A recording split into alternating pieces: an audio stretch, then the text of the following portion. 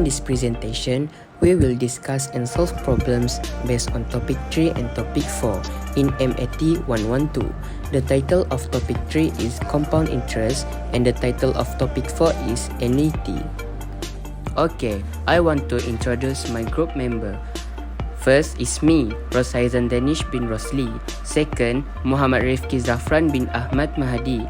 Third, Nur Aisyah binti Rozaini. And lastly, Nur Asmawati binti Ramlin. Question 1.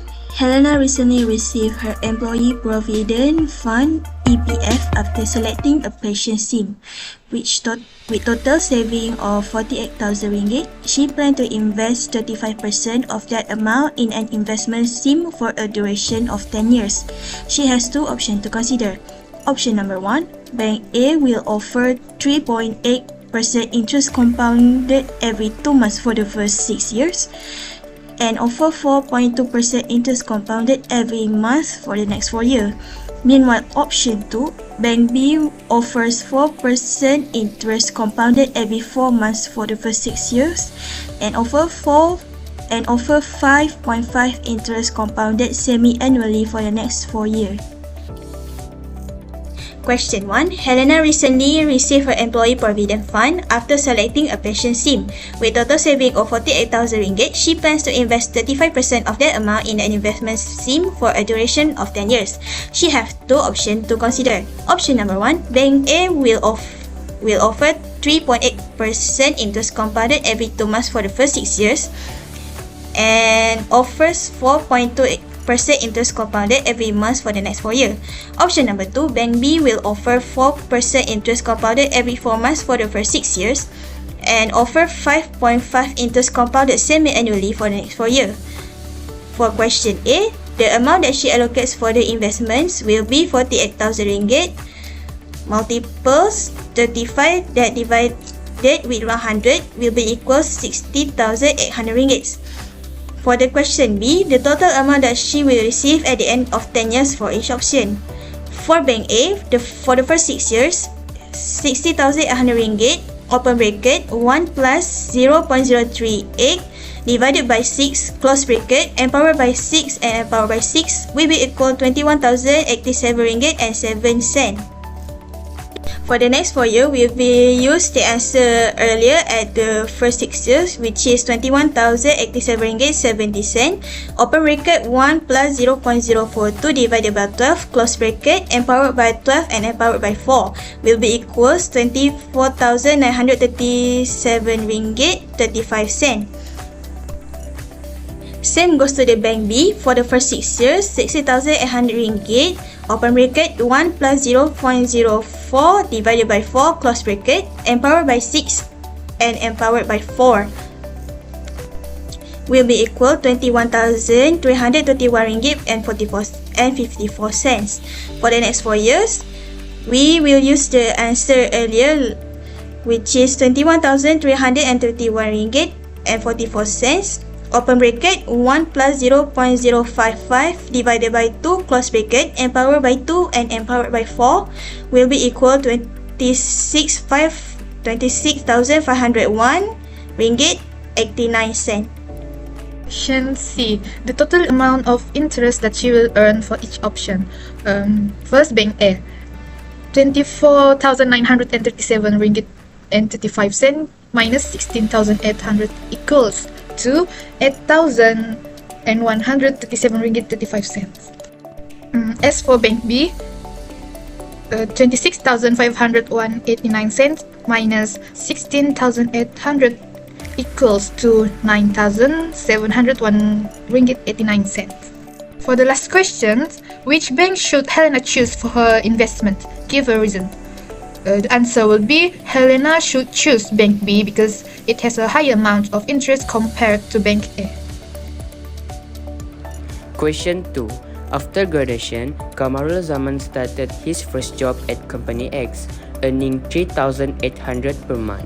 He is determined to save for his future, so he decides to invest 8% of his monthly salary into an investment account that guarantees a 3.5% compounded monthly return. After working and investing diligently for a few years, Kamaruzaman wished to purchase a property for 420,000 with down payment of 20,000. He has to get another loan from a bank offering 3.8% compounded monthly for 30 years for this house purchase. Hi Madam Agnes, I'm Rosaizan Danish bin Rosli with the student ID 2024226582. Right now, the question A given is calculate how long it takes for his investment to grow to the amount of the down payment, rounding the answer in the years to decimal places. The keyword is 3,800 per month, 8%, 3.5%, compounded monthly. So, first you must find the value of R before you count the years. After that, you must take the 8% and divide it by 100 times 3,800 equals 304. So, the RM 304 is the monthly payment, which is the value of R. So, you must using the formula S.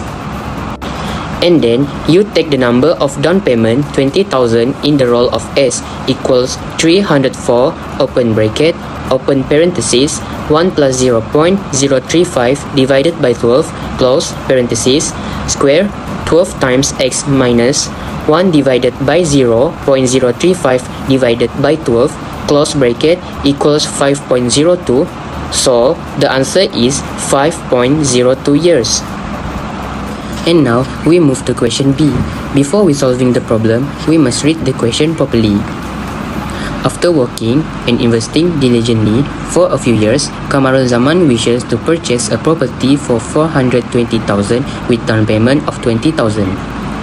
He has to get another loan from a bank offering 3.8 compounded monthly for 30 years for this house purchase. So, the question is, calculate Kamaruzaman monthly payment for the loan. Before that, we must take down the note of cash price, down payment, and balance. The cash price is 420,000, down payment is 20,000, and the balance is 400,000. If you want to calculate the balance, you must use this formula, CP minus DP, which means cash prices minus down payment, so we can get the balance. For this question, we must using a formula A because the question have a loan word. So we must take 400,000 as A equals X, open bracket, 1 minus open parenthesis, 1 plus 0.038 divided by 12, close parenthesis, square, negative 12 times 30 and divided by 0.08 divided by 12, close bracket, equals to 1,863.83 cents. So, the monthly payment for Kamaruzaman is RM 1,863.83 cents. Hi Madam Agnes, my name is Muhammad Ifki Zafran and my student ID is 2024428312. Now, let's go to the question C. Question C wants us to calculate the total amount of interest that he paid to the bank. As we know, if we want to calculate the total amount of interest, we must use formula I, which is I equal to NR minus A. So, we put the number in the calculator. 12, open bracket, 30, close bracket, 163.83 cents minus 400,000. After that, we just shift off. So, after we shift off, the answer is 270,978 ringgit and 80 cents. So that's for question C. Next is question D. Question D is if he failed to pay 5 consecutive payments, how much should he pay on the next payment to settle the outstanding areas? So for this question, it wants us to find how much should he pay on the 6th payment. The keyword here is outstanding areas, which is we must use formula S. So we just insert the information on the calculator, which is S equal to 1,863 ringgit and 83 cents, open bracket, open parenthesis, 1 plus 0.038 divided by 12, close parenthesis, square 12 times 6 divided by 12, minus 1 divided by 0.038 and divided by 12, close bracket. So we just shift off and get 11,271 ringgit and 89 cents.